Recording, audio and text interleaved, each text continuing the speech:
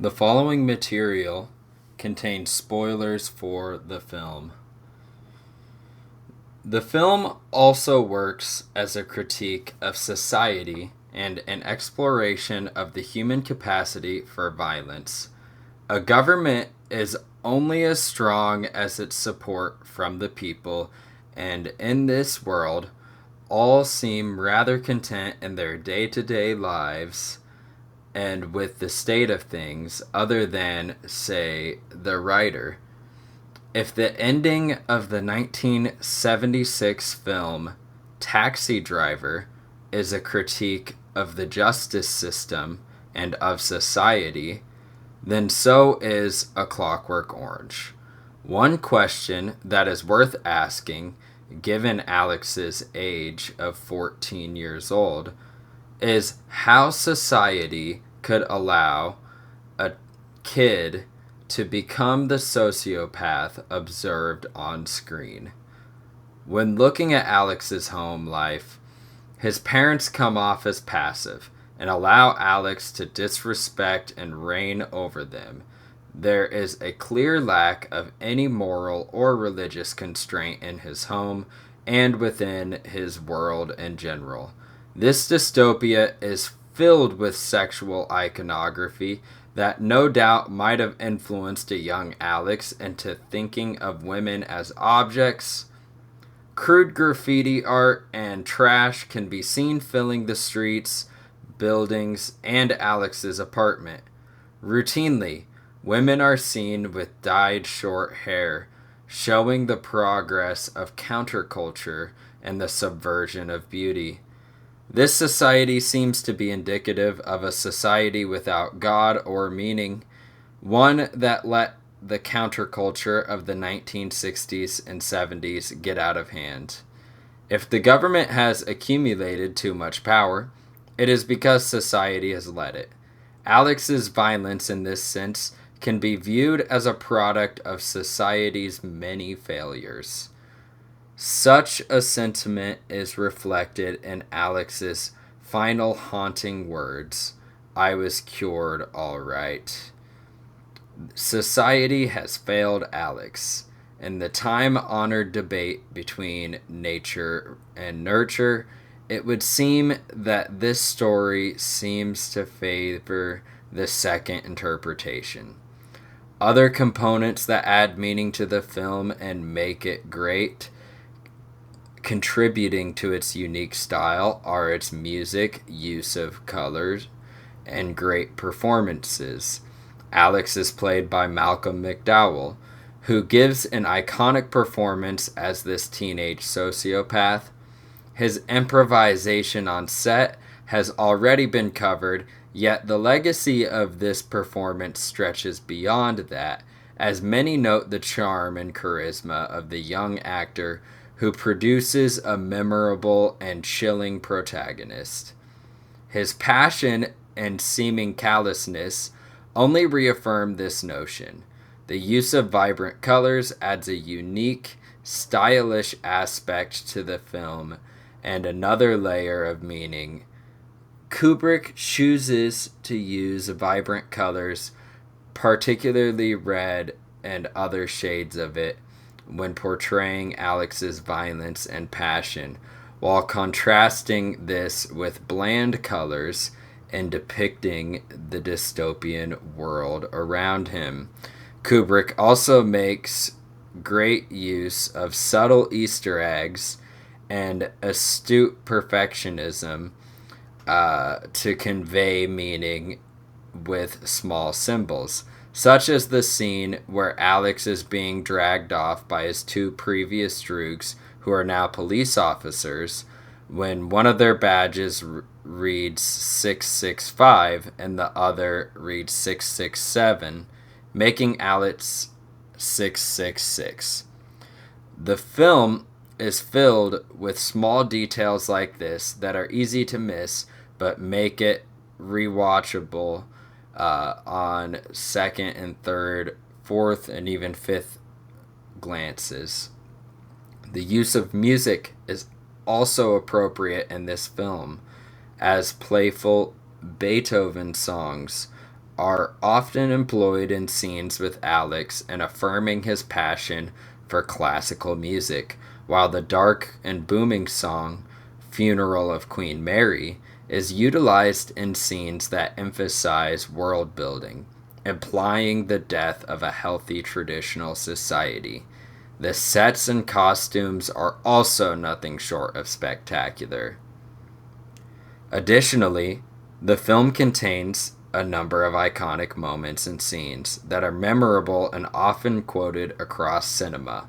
Perhaps most applicable in this category is the scene where Alex is undergoing the Ludovico technique, strapped to a chair with his eyes pried open. His constraint and inability to look away from the screen represents his loss of agency and free will, as discussed previously.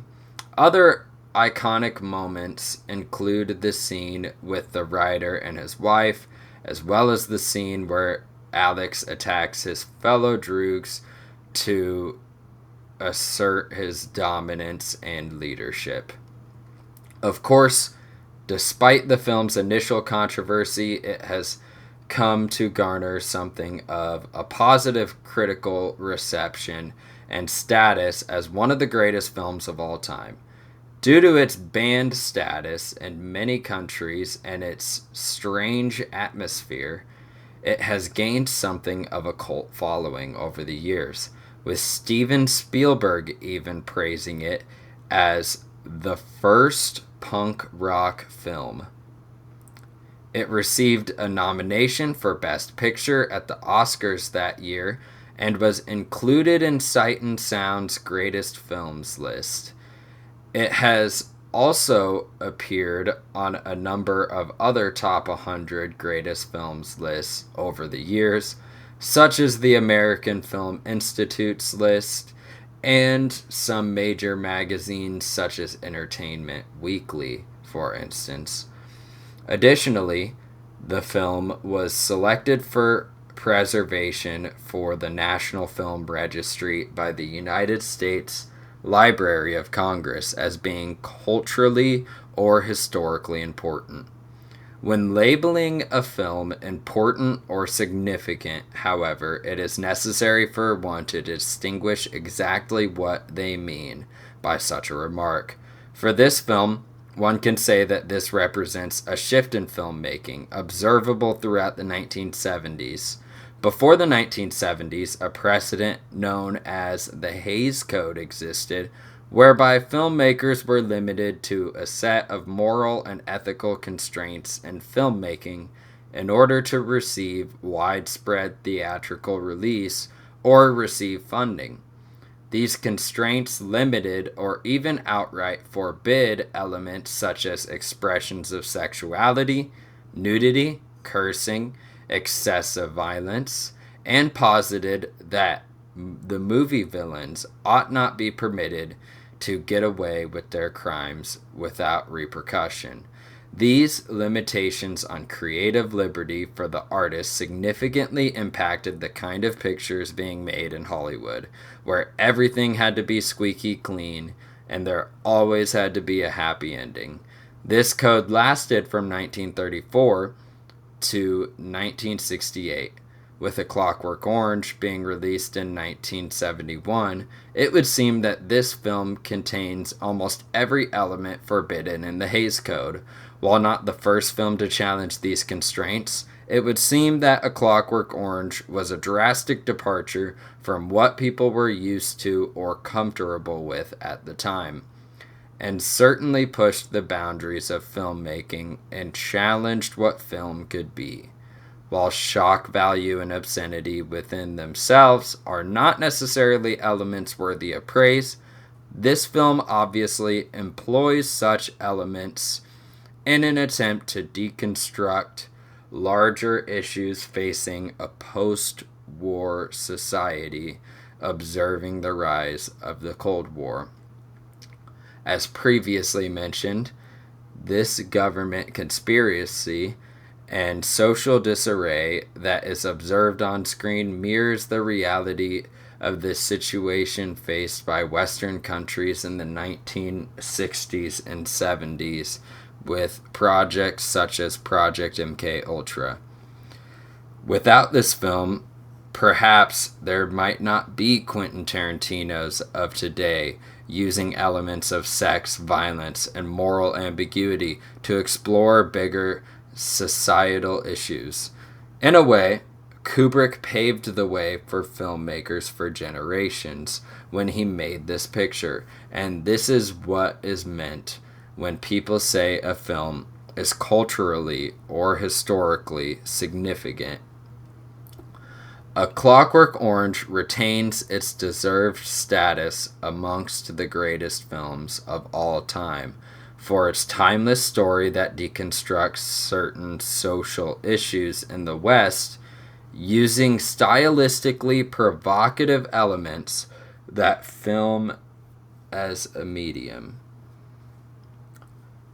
Ultimately, many of the things said about the film could also be applied to the novel, as they are both so similar, and the novel can be equally stated as significant to literature as the film is to cinema.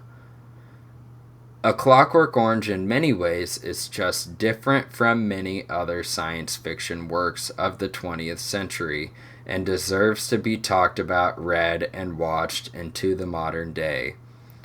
Whether it is the linguistic originality of the novel's Nadsat dialect, or Kubrick's rich atmospheric stylistic choices in adapting this story, A Clockwork Orange is an altogether different portrayal of free will within bureaucracy.